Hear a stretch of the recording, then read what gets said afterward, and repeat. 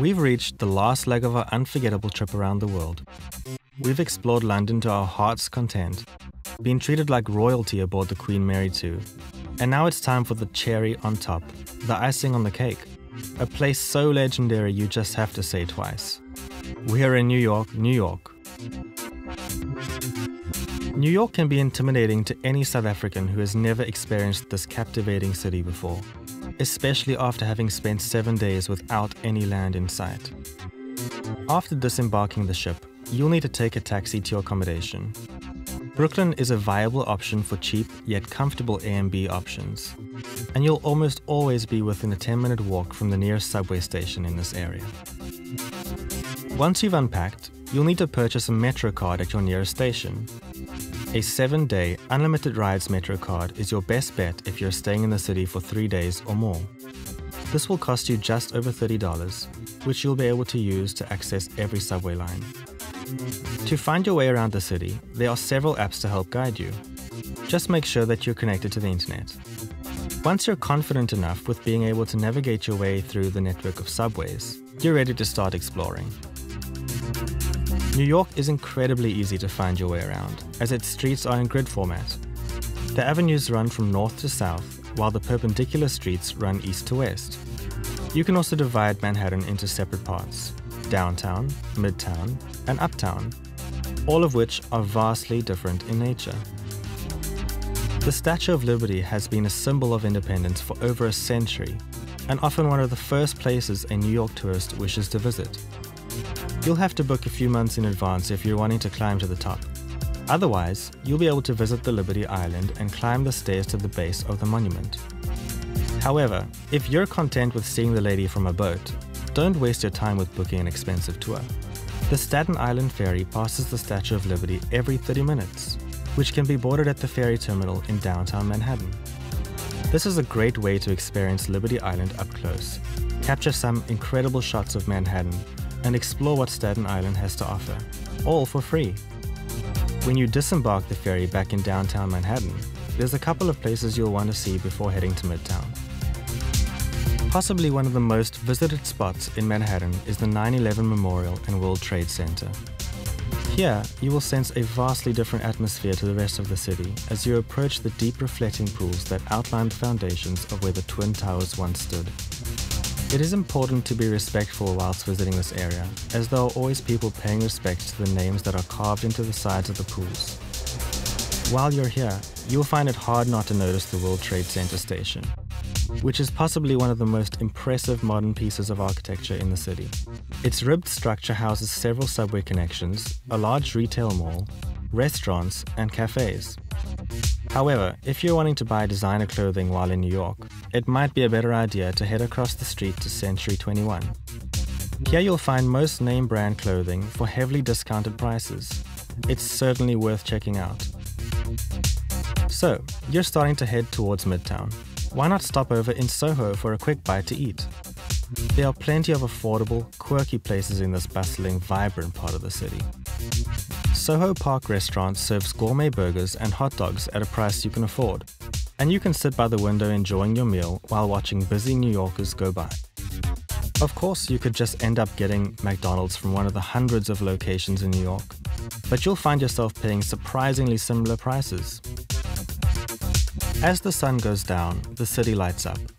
This is especially true for a little place called Times Square.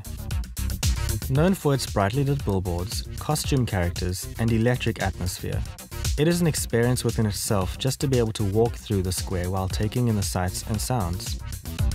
Times Square makes you feel as though you're in the center of everything, as it's difficult to find a more lively district in the world. This area is famous for its theaters, especially those on Broadway. Just like in London, you'll find a TKTS booth in Times Square that offers discounted tickets for those who just cannot resist a musical. You'll find the booth right under the giant red staircase in the square. It's not easy to miss. New York is impressive from every angle, so you might want to experience the city from above. There are several observation decks throughout Manhattan, such as the Top of the Rock, which is located on the 70th floor of the Rockefeller Plaza building, within a 10-minute walk from Times Square. Tickets don't come cheap though, This particular observation deck starts its ticket prices at $36 per adult. There are always ways to beat the system, and I'm not suggesting you try and sneak your way in. Just look for an alternative that not many people would think of. There are plenty of rooftop bars throughout the city, some of which don't charge you an entrance fee. You might be a little closer to the ground than you would have liked, but you'll still end up with a drink in your hand and a breathtaking view to enjoy. You'll be able to find most of these bars attached to a hotel, such as Top of the Strand, located on the 21st floor of a Midtown Marriott hotel. What's a trip to New York without taking a leisurely stroll through Central Park? You may even want to visit a few places made famous by movies over the years, like the Bethesda Fountain, Central Park Zoo, and the enchanting Central Park Carousel. You could even enjoy sunbathing or a picnic in Strawberry Fields. And why not visit the Met while you're in the east side of the park? This world-famous museum of art has only recently started charging non-New York residents an entrance fee. But if you're even somewhat culturally inclined, you won't want to give this one a miss. From Vincent van Gogh's self-portrait with a straw hat to Duccio's Madonna and Child, you'll find yourself wanting to spend a lot more time than you have in this museum. A diverse mix of people from all over the world are lucky enough to call New York their home. To most people, just observing these cultures coexist in relative harmony is something to behold.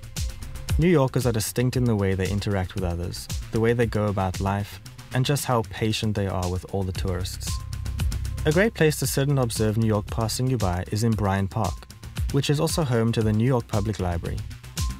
In the mix of skyscrapers, fast-paced businessmen and women, and the faint sound of a siren in the distance, you'll start to feel integrated into the everyday city life. And if it weren't for that backpack and the look of slight confusion, and the giant selfie stick, you could even be mistaken for a true New Yorker. Bryant Park sits in between 5th and 6th Avenue, the ideal spot for the eager shopper. Even if you're not too interested in getting that jacket in the window front of a fancy 5th Avenue store, it's still worthwhile your time to walk down parts of this avenue, as you'll be treated to some unique views of a couple of landmark buildings, including the Empire State Building. New York is known for its world-famous buildings. Over the years, several of these impressive structures have become symbols of wealth, set records, and reached iconic status. It's impossible to visit them all over a couple of days in the city, but there are just a handful you simply cannot miss. Considered groundbreaking at its time of completion in 1902, the Flatiron Building was one of the first skyscrapers in New York. You'll be able to see where its name derives from just by standing on the side street below, looking up. The list of buildings go on, from the Chrysler Building to Grand Central Station, and even the new generation of super tall, super skinny buildings like 432 Park Avenue. You could spend weeks visiting each one and learning about their history, but you have a plane to catch. Yeah, it's that time already. Not to worry though, when your time in a special part of the world has come to an end, take comfort in knowing that somehow, wherever you go becomes a part of you. Traveling is the only thing you can buy that makes you richer. It leaves you speechless, then turns you into a storyteller. Just remember that your beautiful home is waiting for your return. Not all those who wander are lost.